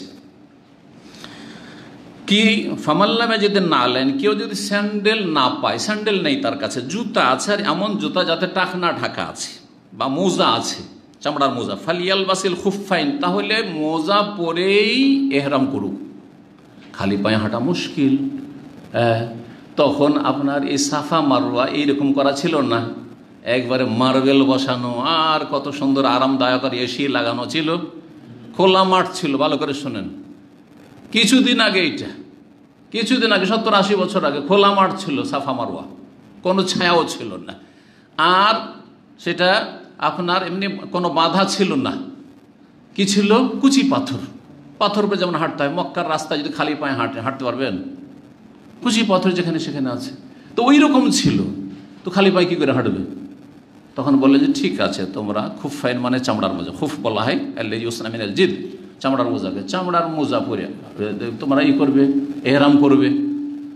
তো চামড়ার মোজা পরবো, তো ওতে তো টাকানা ঢাকা থাকছে, তো কী করতে হবে? নবী সাল্লাল্লাহু আলাইহি ওয়াসাল্লাম বললেন ওয়াল ইয়াকতাহুমা হাত্তা ইয়াকুন আসফালা মিনাল কাবাইন, ওই মোজাকে কেটে ফেলবে যাতে করে 2 টাকনার নিচে নেমে যায়, 2 টাকনার ওপর থেকে এইটুকু কেটে ফেলে দেবে, কেটে দিয়ে। এটি ছিল নবী করিম সাল্লাল্লাহু আলাইহি সাল্লামের হুকুম, আগের বিদায় হজের বছরের নয়। এই হুকুমটি ছিল হুদায়বিয়ার সন্ধির বছরে, যখন এহরাম বাঁধলেন রাসূলুল্লাহ, সাহাবায়ে কেরামগণ কোথা থেকে এহরাম বেঁধেছিলেন? হ্যাঁ, হুদায়বিয়ার সন্ধির বছর উমরা করতে গেছিলেন না যাননি? 6 হিজরিতে। কোথা থেকে গেছিলেন? মদিনা থেকে গেছিলেন। কত আস্তে করে বলছেন। নবী সাল্লাল্লাহু আলাইহি ওয়াসাল্লাম থাকতেন কোথায়? মদিনা থাকতেন না? তাহলে মদিনা থেকে গেলেন। মদিনা থেকে গেলেন, তো মদিনা থেকে গেলে কোথায় এহরাম বাঁধলেন? জুলহুলাইফা, যেটা আবিয়ারে আলী বলছেন নতুন নাম, মানে মসজিদ নবী থেকে 10 কিলোমিটার দূরে, এখনো মদিনা শহরের ভিতরে, ওখান থেকে এহরাম বাঁধলেন। এহরাম যখন বাঁধতে গেলেন, তো অনেক সাহাবীকে দেখলেন যাদের কাছে স্যান্ডেল নেই। হয় খালি পায়ে যেতে হবে, এত দূর খালি পায়ে যাওয়া খুব মুশকিল, 400 কিলোমিটারের বেশি রাস্তা, আর না হলে মোজা পরিধান করে। তো মোজা পরিধান করে, তো মোজাতে তো টাকনা ঢাকা, টাকনার উপরে মোজা যেমন থাকে, আর চামড়ার মোজা, তাহলে এমনিও পায়ে মোজা চলবে না এরকম অবস্থায়। কেন? শরীর, আচ্ছা মোজাতে তো সেলাই নাই, কোথাও সেলাই আছে নাকি? দেখেছেন মোজাতে কোথাও সেলাই করা আছে? এটা উদাহরণ, একবারে বাস্তব উদাহরণ। তো এই সেলাইকৃত কাপড় বলতে শরীরের গঠনে যেটা তৈরি করা হয়েছে, আর মোজা শরীরের পায়ের গঠনে তৈরি করা হয়েছে, যেন মোজা পরা জায়েজ এরকম অবস্থায় পুরুষদের জন্য নয়। মহিলারা এরকম অবস্থায় মোজা পরবে, হাতের মোজা পরবে না, পায়ের মোজা পরবে। তো নবী সাল্লাল্লাহু আলাইহি ওয়াসাল্লামের কাছে এরকম সমস্যা আসলো যে অনেকের হয় খালি পায়ে যেতে হবে, আর না হলে এরকম মোজা পরে এহরাম বাঁধতে হবে, জুতা নেই, স্যান্ডেলও নেই। তাহলে কি করবে? বললেন যে কেটে ফেলো, টাকনা নিচে থেকে কেটে তাকে কি করে বানিয়ে নাও, স্যান্ডেল বানিয়ে নাও, বা টাকনার নিচে পর্যন্ত জুতার মতো করে নাও। জি, এই হুকুমটি ছিল হুদায়বিয়ার সন্ধির বছরের। কিন্তু নবী সাল্লাল্লাহু আলাইহি সাল্লাম থেকেই প্রমাণিত, বিদায় হজের সময় বলেছিলেন ফামাল্লামে যদি না আলাইনে, কারো যদি জুতো স্যান্ডেল না থাকে, ফালিয়াল বাসিল খুফাইন, তাহলে 2টো মোজা পরিধান করে এহরাম করে নিক। ওইখানে কাটার কথা বলেননি, ওই হাদিসে কিন্তু কাটার কথা বলেননি। এই জন্য এই ক্ষেত্রে সঠিক মত হচ্ছে যে নবী সাল্লাল্লাহু আলাইহি ওয়াসাল্লামের পরের হুকুমটি হচ্ছে নাসেখ, রহিতকারী, আর আগের হুকুম যেটা যে মোজাকে কেটে টাকনা নিচে নামিয়ে দিতে হবে, এটি হচ্ছে মানসুখ, রহিতকৃত। সুতরাং কারো যদি এরকম পরিস্থিতি হয়, এই হাদিস উপর আমল করতে হবে না। এখানে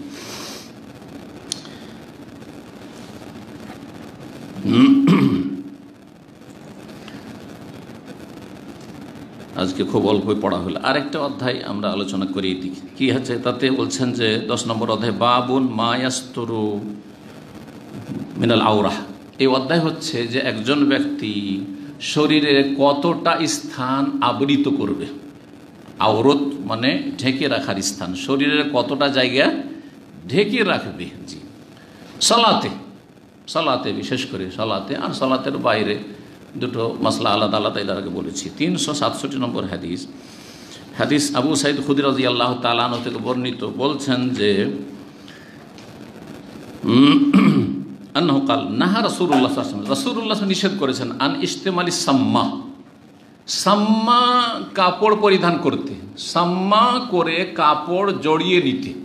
সাম্মা কাকে বলা হয়? সাম মানে হচ্ছে কোনো ছিদ্রবিহীন, এমন কিছু করা, এমন কাপড় পরা যাতে কোনো রকমের ছিদ্র নেই হাত বের করার জন্য, হাত বের করার জন্য কোনো ছিদ্র নেই, বড় চাদর বা এমন ধরেন জামার মতো করে তৈরি করেছেন কিন্তু হাত বের করার কোনো ব্যবস্থা নেই, এইখানে পরে নিলে গোটাটা ঢেকে গেল, হাত ভিতরে থেকে গেল, এইভাবে কেউ যদি সালাত আদায় করে আর আর এই হাঁটু সহ ঢেকে যাচ্ছে, কাঁধও ঢাকা আছে আর হাঁটু পর্যন্ত ঢাকা আছে কিন্তু হাত বের করার ব্যবস্থা নেই, এই রকম পোশাক যদি কেউ পরে থাকে অথবা এমন করে বেঁধেছে যে হাত বের করা যাবে না তাড়াতাড়ি প্রয়োজন হইলে, রুকু সিজদার জন্য সিজদাতে হাত বের করা মুশকিল, অথবা হঠাৎ করে কোনো প্রয়োজন হইলো হাত বের করা মুশকিল, এই রকম কাপড় পরিধান করে সালাত আদায় করতে নিষেধ করেছেন। কেন নিষেধ করেছেন? রহস্য হচ্ছে দুইটি। একটি হচ্ছে যে এই রকম কাপড় পরে থাকলে রুকু সিজদা করার সময়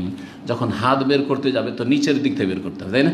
কারণ সাইডে তো বের করার ব্যবস্থা নেই, তো নিচের দিক থেকে যখন বের করতে যাবে সিজদা যাওয়ার সময় তখন পেছন দিক থেকে লজ্জাস্থান খুলে যেতে পারে, কারণ কাপড়টা তো ছেড়ে আসবে, তখন এইভাবে আসবে না, কাপড় উপরে চলে আসবে, যখন কাপড় উপরে চলে আসবে লজ্জাস্থান খুলে যাওয়ার আশঙ্কা আছে, যেটা সালাত অবস্থায় জায়েজ নয়। এটা একটা কারণ। আর আরেকটি কারণ হচ্ছে যে সালাত অবস্থায় যে কোনো এমার্জেন্সি অবস্থা বা এমার্জেন্সি পরিস্থিতি হইতে পারে, হঠাৎ করে সামনে সাপ একটা বিচ্ছু, মারতে হবে তাড়াতাড়ি করে, আর হাত তো ভিতরে ঢুকা আছে, তা থেকে হাত কি করে বের করবেন? পারবেন না, বের করতে পারবেন না। সুতরাং এই জন্য এটাকে অপছন্দনীয় বা এটাকে নিষেধ করা হয়েছে। সুতরাং এইরকম কাপড় পরিধান করে সালাত আদায় করা ঠিক নয়। প্রথম কারণ যদি দেখা যায় তো যেহেতু লজ্জাস্থান ঢেকে রাখা ফরজ, সুতরাং এই কাপড়ে সালাত আদায় করা না জায়েজ নয়, হারাম। আর দ্বিতীয় কারণকে যদি সামনে রাখি যে হঠাৎ করে কোনো এমার্জেন্সি হলে হাত টাত বের করতে পারবো না, তাহলে অপছন্দনীয়, এজন্য কেউ এটাকে মাকরু বলেছে। লজ্জাস্থান হয়তো খুলবে না কিন্তু হঠাৎ করে প্রয়োজনে হাত টাত বের করতে পারবে না, তাহলে এটা মাকরু, অপছন্দনীয়। ওয়াইয়াহতাবিয়ার রাজুলু ফি সাওবিন ওয়াহিদ, আর এটাও নিষেধ করেছেন দ্বিতীয় পোশাক, যে কোনো ব্যক্তি একটি কাপড় পরিধান করে এমনভাবে বসবে যে হাঁটুকে দাঁড় করে দিল, এহতেবার সঙ্গে বলছি, এহতেবা করে বসতে নিষেধ করে, সংক্ষেপে তর্জমা করে, এহতেবা একটি কাপড়ে এহতেবা করে সালাত আদায় করতে নিষেধ করেছেন। এখন এহতেবা কি জিনিস বোঝেন? এহতেবা হচ্ছে যে এমন একটি কাপড়, শুধু একটি কাপড় শরীর রয়েছে, ওটা শরীরে কাঁধ থেকে নিয়ে হাঁটু পর্যন্ত একটি কাপড় রয়েছে, আর সেই কাপড়টা পরিধান করে হাঁটু দাঁড় করে আছে, পা রাখা আছে আর হাঁটু দাঁড় করে আছে, আর তারপরে এইভাবে ধরেন হাঁটুর নিচে যে পায়ের নলা আছে নলাটিকে ধরে আছে, এইভাবে যদি বসে তাহলে এটা জায়েজ নয়, সালাত অবস্থায় এরকমটা জায়েজ নয়। কেন? একটি কাপড়ে এরকম যদি করে তো লজ্জাস্থান খুলে যাওয়ার আশঙ্কা রয়েছে। একটু কেউ বসে দেখাতে পারলে ভালো এটাকে, যারা বুঝেছে। কে বুঝেছে এটা? কেউ বোঝেননি? আসেন, আমি বুঝিয়ে দিচ্ছি। একজন খালাস, একজন আসেন সামনে, এ আল্লাহ, কিন্তু নিতম্ব রেখে দিতে হবে। হ্যাঁ, ফ্লোরে আপনি পাছা রেখে দেন, হ্যাঁ দাঁড় করেন, এইভাবে যদি বসেন, আর একটি কাপড় যদি থাকে, এই নিচের দিক থেকে খোলার আশঙ্কা আছে না? এখন আপনার পায়জামা আছে সেজন্য কোনো ভয় নেই, আপনি বসে যাচ্ছেন, কিন্তু যদি পায়জামা না থাকে আর এরকম করে বসেন তো এই দিক থেকে খুলে যাওয়ার ভয় আছে কি না? এবার বুঝতে পেরেছেন? হ্যাঁ, জি, এটা হলো এহতেবা করে বসা নিষেধ। এমনি বসাও নিষেধ, সালাতের অবস্থাও নিষেধ, আর সালাতের বাইরেও। এভাবে একটা কাপড় পরে আছেন আর এরকম করে বসেছেন। অনেকে কিন্তু লুঙ্গি পরিধান করে পা দাঁড় করে রাখে, আর এই দিক থেকে দোকানপাট সব খুলে গেছে, কথা বোঝা গেছে না? এরকম করলে চলবে না। তো কখন চলবে না? এহতেবা বলছে লাইসা আলা ফারজিহি মিনহু শাই, যদি তার লজ্জা স্থানের উপর অন্য কোনো কাপড় না থাকে, তাহলে বোঝা গেল যে যদি আন্ডার প্যান্ট থাকে, হাফ প্যান্ট থাকে তো অসুবিধা নেই, লজ্জা স্থান ঢাকা আছে। জি, 368 নম্বর হাদিস, আবু হুরায়রা রাদিয়াল্লাহু তাআলা আনহু বর্ণিত, তিনি বলছেন নাহান নবী আন বাইআতাইন, নবী সাল্লাল্লাহু আলাইহি ওয়াসাল্লাম দুটো ব্যবসা নিষেধ করেছেন। এই হাদিসে দুটো ব্যবসা, মেলা ধরনের ব্যবসা নিষেধ আছে, তার মধ্যে এই হাদিসে দুটো ব্যবসা নিষেধ করেছেন। একটি হচ্ছে আনিল লেমাস, স্পর্শ করার ব্যবসা, আরেকটি হচ্ছে নেবাজে, নিক্ষেপ করার ব্যবসা, ফেলে দেওয়া। নাবাজে আম্বাজে মানে ফেলে দেওয়া, নিক্ষেপ করা। আর লামাসে আলমাস মানে ছুঁয়ে নেওয়ার ব্যবসা নিষেধ করেছেন। আর ফেলে দেওয়া নিক্ষেপ করার ব্যবসা নিষেধ করেছেন। ব্যাখ্যা কি? ব্যাখ্যা হচ্ছে জাহিলি যুগের এই রকমের কিছু প্রতারণামূলক ব্যবসা ছিল, যাতে ক্ষতিগ্রস্ত হওয়ার আশঙ্কা, সে ক্রেতার হোক অথবা বিক্রেতার হোক, দোকানদার ক্ষতিগ্রস্ত হবে আর না হলে খরিদ্দার ক্ষতিগ্রস্ত হবে। লেমাস লামস থেকে ছুঁয়ে নেওয়া আগে থেকেই থাকতো, যে যেই কাপড় ছুঁয়ে নেবে সেটা কেনা ফরজ হয়ে যাবে। যদি একটা কাপড় ছুঁয়ে নাও তুমি, তাহলে সেটা কেনা কি হয়ে যাবে? ফরজ হবে। হঠাৎ করে একটা কাপড় ছুঁয়েছে, যেমন ছুঁয়েছে আর তারপরে তার কেনা বেচা পাক্কা হয়ে গেছে, বলছে না ভাই কেনা হইল না, কারণ এতে দেখছি যে একটু ফাটা আছে বা কিছু দোষ আছে। বলছে না চলবে না, তুমি ছুঁয়ে এনেছো, তুমি ছুঁয়ে এনেছো।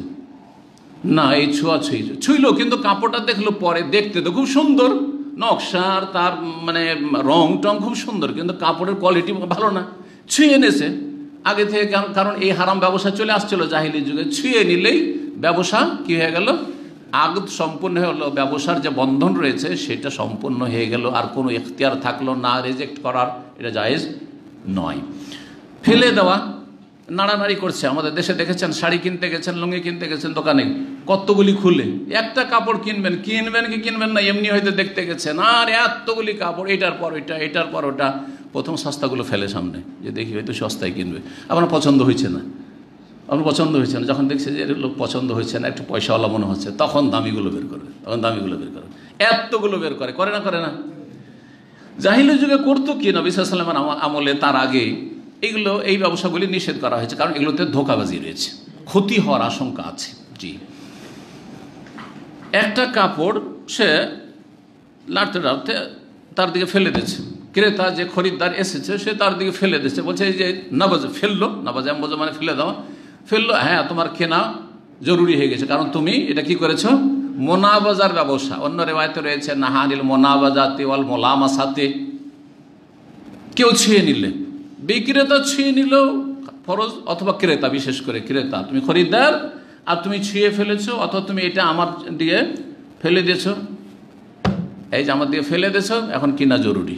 আমার অনেক সময় না এটা লাগবে না, লেন এটা লেন, দেখান অন্যগুলো দেখান, বলছে না তুমি আমার দিকে ফেলে দিয়েছো, কেনা ফরজ হয়ে গেছে, তোমার নিষেধ করেছে।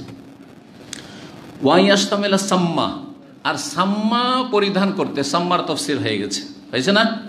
এমন কাপড় পরা যাতে এমন কোনো ছিদ্র নেই হাত বের করার জন্য। ওয়াইয়াহতিবা রাজুল ফি সাবিন ওয়াহিদা, আর একটি কাপড় ইহতিবা করা, একটি কাপড় লজ্জাস্থানে অন্য কোনো কাপড় নেই, ইহতিবা করে বসা, নিতম্ব মাটিতে রেখে আর হাঁটু দাঁড় করে, হ্যাঁ, আর নলাগুলি ধরে এইভাবে বসা, এটা নিষেধ করেছেন। জি, 369 নম্বর হাদিস, আর এই দিয়ে ইনশাআল্লাহ শেষ করছি আজকে। আবু হুরায়রা রাদিয়াল্লাহু তাআলা হতে বর্ণিত, তিনি বলছেন বাসানি আবু বকর ফি তিলকাল হাজ্জা, আবু বকর সিদ্দিক রাদিয়াল্লাহু তাআলা আমাকে প্রেরণ করলেন সেই হজে, মানে যেই হজে আবু বকর সিদ্দিক রাদিয়াল্লাহু তাআলা আমিরুল হজ হয়ে গিয়েছিলেন, সেটা ছিল কোন হিজরি কেউ বলতে পারেন? সিরাতুন নবীর ঘটনা, হ্যাঁ, 9ম হিজরি। দেখেন 8ম হিজরিতে মক্কা বিজয় হলো, মক্কা বিজয় হওয়ার পরেও কিছু কুসংস্কার কাফের মুশরিকদের থেকে গেছে, এখনও আরবের বিভিন্ন অঞ্চল থেকে সেই কুসংস্কার নিয়েই তারা উমরা করতে আসতো, হজ করতে আসতো, আর মক্কার এসে বাইতুল্লাহর তওয়াফ করতো। তার মধ্যে একটি ছিল উলঙ্গ হয়ে কি করা?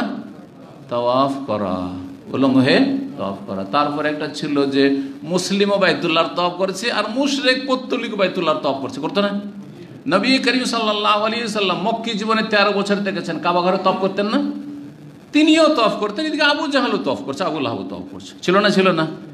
এটা মক্কা বিজয় পর্যন্ত চলেছে, মক্কা বিজয় পর্যন্ত চলেছে। তারপরেও কেউ কেউ আসতে পারে, কারণ মক্কা বিজয় হয়েছে, তারপরে তো সমস্ত দেশ থেকে আরও উপদ্বীপ থেকে মুশরিক শেষ হয়ে যায়নি, আছে তো বিভিন্ন এলাকায় মুশরিক, আর ওদেরকে বাধা দিবে কি? আসতে আছে। তো 9ম হিজরিতে রাসূলুল্লাহ সাল্লাল্লাহু আলাইহি ওয়াসাল্লাম আবু বকর সিদ্দিক রাদিয়াল্লাহু তাআলা আনহুকে আমিরে হজ করে পাঠালেন, হজের দায়িত্বশীল করে পাঠালেন, যে তুমি যাও এই বছরে হজের দায়িত্বশীল হয়ে। এবং তার সাথে তার পরে পরে আলী রাদিয়াল্লাহু তাআলা আনহুকে নিজের বংশের পাঠালেন সূরা তওবার আয়াতগুলি শুনিয়ে শুনে ঘোষণা করার জন্য মিনা আরাফা মুজদালিফায়, যাতে করে এই আয়াতগুলি শুনে নেই আর আগামী বছর থেকে কোনো মুশরিক কাফের এই মক্কা নগরীতে প্রবেশ না করে। কারণ মক্কা নগরী প্রবেশ করার জন্য একটা ভিসা লাগবে। যেমন বিভিন্ন দেশে ঢোকার জন্য ভিসা লাগে না, লাগে না? এখন ওই দেশে যদি যে কোনো দেশে আমাকে ঢুকতে দেবেন, আপনাকে ঢুকতে দেবেন না, যদি বলি যে না এটা মানবাধিকার লঙ্ঘন, তাহলে আমার কথা ভুল না? ভুল নয়? অবশ্যই ভুল। ওরা বলবে যে আমাদের দেশে ভিসা স্টাম্পিং করে তারপরে আসেন, বলবে না অধিকার আছে কি নেই? তো তাদের যদি অধিকার থাকে যে আমাদের দেশে আসলে ভিসা লাগিয়ে আসতে হবে, না হলে আসতে দেবো না, বর্ডার আছে আমাদের দেশ আমাদের, তাহলে আমাদের ইসলামেরও অধিকার আছে। 14 বছর আগে থেকে এটা বলা হয়েছে যে এমন একটি পৃথিবীতে আল্লাহর জমিন আছে, যেই জমিনে একমাত্র মুমিন, মুওয়াহহিদ, শিরক মুক্ত, কুফরি মুক্ত ব্যক্তি প্রবেশ করতে পারে। সুতরাং সেখানকার একটা ভিসা লাগবে। আসলে মক্কা নগরীতে প্রবেশ করলে ভিসা লাগবে। সেই ভিসার নাম হচ্ছে ইসলাম, সেই ভিসার নাম হচ্ছে তৌহিদ, সেই ভিসার নাম হচ্ছে লা ইলাহা ইল্লাল্লাহ। কথা বোঝা গেছে না? তোমাদের অধিকার আছে। কারণ অনেকে প্রশ্ন করে কেন আমাদেরকে মক্কায় ঢুকতে দেওয়া হয় না? খুব সহজ। আর তোমাদের ভিসার জন্য কত হয়রানি করো, আর তারপরে ইন্টারভিউ দিতে হয়, এমবেসিতে উঠতে হয়, আর তারপরে তোমরা রিজেক্ট করে দাও। আমরা তো রিজেক্ট করবো না। এসে বলো যে আশহাদু আল্লা ইলাহা ইল্লাল্লাহ ওয়া আশহাদু আন্না মুহাম্মাদান রাসূলুল্লাহ, আর তারপরে আমরা ইসলামিক সেন্টার থেকে একটা পেপার লিখে দিচ্ছি টেম্পোরারি তোমাকে এফাদা সার্টিফিকেট, আর তুমি এক্ষুনি তুমি বেরিয়ে চলে যাও, তোমাকে রাস্তায় কেউ কিছু বলবে না, তোমার পাসপোর্ট অমুসলিম হলো, চলে যাও। আছে না নাই? বাস্তব। এত সহজ কথা বুঝে আসে না? যুক্তি, আজকাল যুক্তির যুগ, যুক্তিতে মুক্তি খুঁজে এই ক্ষেত্রে যুক্তি দেবে না। আল্লাহ যে বলেছেন যে ফালা ইয়াদখুল মাসজিদাল হারাম বাদা আমিহিম হাযা, এই বছর পরে কোনো মুশরিক প্রবেশ করবে না। তো যদি কেউ বলে অমুসলিমরা অথবা অনেক নাস্তিকরা বলে থাকে যে এটা তো অবিচার হচ্ছে, যে মক্কায় কেন ঢুকতে দেওয়া হবে না, তো এই করতে দেওয়া হবে না, হ্যাঁ এটা ভিসার ব্যাপার আছে। আল্লাহ চান না যে সারা পৃথিবীকে শিরক কুফরি দিয়ে নাপাক করে দাও। কমপক্ষে একটা ক্ষুদ্র জমিন থাক, যেই জমিনটি শিরক কুফরি থেকে সবচেয়ে বড় অপরাধ থেকে মুক্ত থাক, আর সেটা হচ্ছে মক্কাতুল মুকাররমা, হুদুদ হারাম। এবার বুঝতে পেরেছেন? কারণ শিরক দিয়ে, কুফরি দিয়ে, কবর মাজার পূজা দিয়ে আর মূর্তি পূজা দিয়ে নাপাক করে রেখেছো। সুতরাং এই নাপাকি থেকে আল্লাহ রাব্বুল আলামিন এই মক্কা নগরীকে পাক পবিত্র রাখতে চেয়েছেন। এর ভিসা হচ্ছে তৌহিদ, লা ইলাহা ইল্লাল্লাহ। সহজ। তো আবু বকর সিদ্দিক রাদিয়াল্লাহু তাআলা আনহুকে পাঠিয়েছিলেন ওই হজে, ফি মুআজ্জিনিনা ইয়াওমান নাহার, কোরবানির দিনে ঘোষকদের। কাকে পাঠিয়েছেন? আবু হুরায়রা রাদিয়াল্লাহু তাআলা আনহুকে আবু বকর পাঠাতে, আবু বকর আমির, তিনি আবু হুরায়রাকে পাঠালেন। বেশ কয়েকজন যে ঘোষক ছিলেন, কারণ একজনেতে এত লোকের মাঝে মেনায় ঘোষণা করা সম্ভব নয়, আর কোরবানির দিন, তো কোরবানির দিনে ঘোষণা দেওয়ার জন্য পাঠালেন। আবু হুরায়রাকে বলছেন নুআজ্জিনু বিমিনা, আমরা মিনাতে ঘোষণা করছিলাম। কি ঘোষণা ছিল? আল্লাহ ইয়াহুজ্জা বাদাল আমে মুশরিকুন, এই বছরের পরে কোনো মুশরিক হজ করতে পারবে না, কোনো পৌত্তলিক, কোনো মুশরিক বহুত্ববাদী হজ করতে পারবে না। আর কি করতে পারবে না? তাহলে যদি হজ করতে হয় তাহলে কি করতে হবে? সহজ ভাষা একটা ভিসা নিয়ে নাও। যেমন আজকাল তাসরি নিতে হচ্ছে, মুসলিমদেরকেও তাসরি নিতে হচ্ছে 5 বছর পর পর, তাই না? পারমিশন ছাড়া তো আপনি গেলে চরম অপরাধী, ঠিক আছে আইনে। কারণ এটাতে বৃহৎ স্বার্থের জন্য, যাতে করে বেশি ভিড়ভাড় না হয়, যারা জীবনে হজ করেন তারা সুযোগ পায়। আমরা প্রতি বছর এখানে থাকি, সেই জন্য যেতে থাকবো। তো এই তাসরি যদি করাটা যদি বাঞ্ছনীয় হয় এবং যুক্তিযুক্ত হয়, তাহলে আল্লাহর ঘরে যাওয়ার জন্য লা ইলাহা ইল্লাল্লাহর তাসরি নিয়ে নাও, পারমিশন নিয়ে নাও, চলে যাও। ওয়ালা ইয়াতুফু বিল বাইত ওরিয়ান, আর বাইতুল্লাহর কোনো উলঙ্গ ব্যক্তি যেন তওয়াফ না করে। জাহিলিয়াতের যুগে উলঙ্গ হয়ে তওয়াফ করছে নর এবং নারী, বাইরে থেকে এসেছে যারা, বিশেষ করে তারা বলতো যে এই সব কাপড় পরে কি করা যাবে না, তওয়াফ করা যাবে না। যেই কাপড় পরে আমরা কত গুনাহ করেছি, পাপ করেছি। নতুন নতুন কাপড় কার কাছ থাকে? তা নতুন থাকলেও আমরা তো পাপি তাপি। যেমন ব্রাহ্মণ, এটি ছিল ব্রাহ্মণ্যবাদ। হিন্দুদের ধর্মে কি আছে? মন্দিরে কারা প্রবেশ করবে? একমাত্র ব্রাহ্মণ, মুখার্জি, চ্যাটার্জি, ব্যানার্জি, তাই না? আর যারা ব্রাহ্মণ নয় তারা বাইরে থেকে তোমরা পূজাগুলো ব্রাহ্মণকে ধরিয়ে দাও, হ্যাঁ, আর তারপরে তোমরা দেখো যে তোমাদের পূজা চলছে, বাইরে থাকো। শূদ্র, চরম অপরাধ যে তুমি মন্দিরে প্রবেশ করবে। বুঝা গেছে না? এই বৈষম্য, ইসলামে এই বৈষম্য নেই। লা ইলাহা ইল্লাল্লাহ পড়ে সবাই মুসলিম, কে বাঙালি, কে হিন্দি, কে কালো, কে সাদা, সব সমান, সব সমান। জি, হজের ময়দানে এসে এহরামের কাপড়ে, একটা আমির রাজাও এহরামের কাপড়ে, আর একটা গরিব মিসকিন ক্লিনারও এহরামের কাপড়ে, একই বস্ত্র।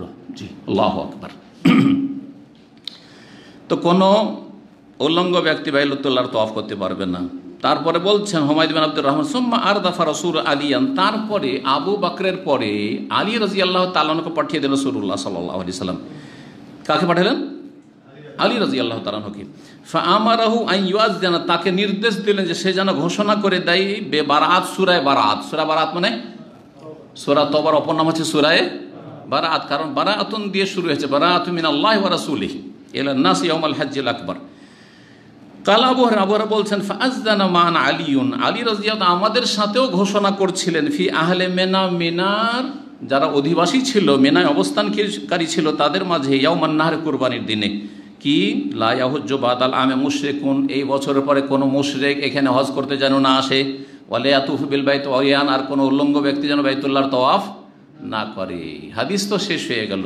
আমাদের আলোচনা হচ্ছে কিতাবুস সালাত, সালাতের পর্ব, আর এখানে সালাতের কথাই নেই। হাদিস হচ্ছে উলঙ্গ হয়ে বাইতুল্লাহর তওয়াফ করবে না। তো কি সম্পর্ক অধ্যায়ের সাথে, তারজামাতুল বাবের সাথে বা অধ্যায়ের বিষয়বস্তুর সাথে হাদিসের সম্পর্ক যে সূক্ষ্ম সূক্ষ্ম কখনো কখনো থাকে সহিহ বুখারীতে, এটি হচ্ছে বড় গুরুত্বপূর্ণ ফিকহুল বুখারী ফি তারাজুমিহি। এই জন্য ভাষ্যকারগণ বলেছেন যে ইমাম বুখারীর ফিকহ ছিল কিসে?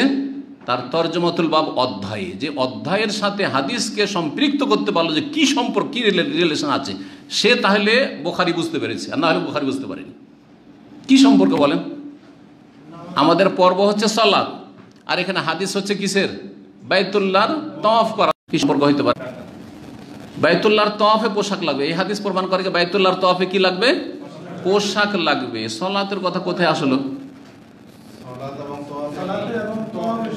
না, এটাকে বলা হয় যে যদি বাইতুল্লাহর তওয়াফ করতে পোশাক লাগে, উলঙ্গ হয়ে তওয়াফ করা জায়েজ না হয়, তাহলে এই বাইতুল্লাহর তওয়াফের চাইতে গুরুত্বপূর্ণ ইবাদত, অনেক গুরুত্বপূর্ণ ইবাদত হচ্ছে সালাত, নামাজ। সুতরাং সালাত অবস্থায় কি করে তোমার উলঙ্গ অবস্থায় বা সতর না ঢেকে, রান না ঢেকে কি করে সালাত হইতে পারে? বোঝা গেছে? এটা হচ্ছে বেতারিকিল আউলা, হ্যাঁ, যেটাকে বলা হয় যেমন বলা হয় যে যদি আমি একে যদি এই সুযোগ দিতে পারি তো একে কেন দেবো না, এ তো আরো বেশি পায়।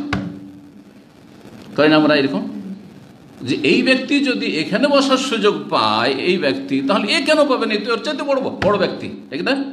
ঠিক ওই রকমই বাইতুল্লাহর তওয়াফে যদি কাপড় লাগে, কাপড় ছাড়া, সতর ঢাকা ছাড়া বাইতুল্লাহর তওয়াফ চলবে না, তাহলে সালাত তো তার চাইতে বেশি গুরুত্বপূর্ণ, সেখানে তো অবশ্যই কাপড় লাগবে। এইভাবে।